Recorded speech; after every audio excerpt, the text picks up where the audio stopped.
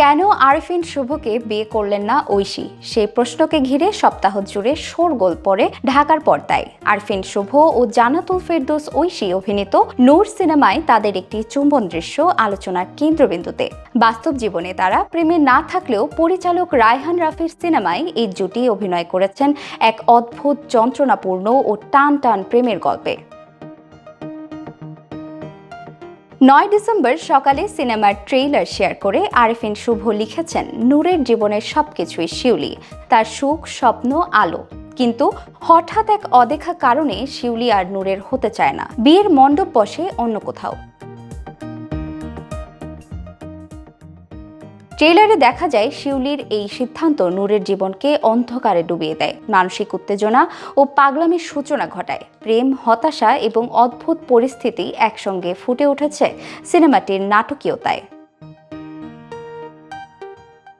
সিনেমার সংশ্লিষ্টরা বলছেন, শিউলি কেন নূরকে বিয়ে করল না সেই গল্পটিকে দর্শকের জন্য চমক এবং যন্ত্রণার সঙ্গে উপস্থাপন করা হয়েছে।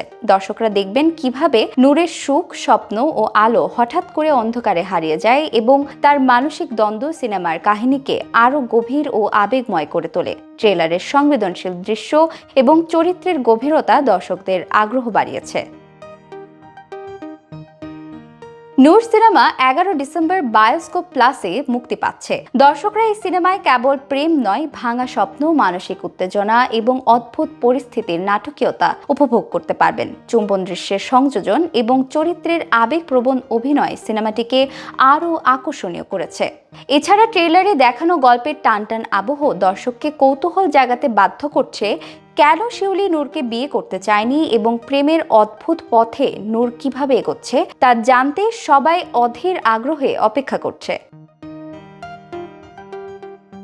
সিনেমার এই প্রেম ও যন্ত্রণার গল্প ঢাকার পর্দায় নতুন মাত্রা যোগ করেছে এবং আরিফিন শুভ ও ঐশীর অভিনয়কে কেন্দ্র করে আলোচনার ঝড় তুলেছে। দর্শকরা 11 ডিসেম্বর বায়োস্কোপ প্লাসে সরাসরি এই নাটকীয়তা ও আবেগের সাক্ষী হবেন।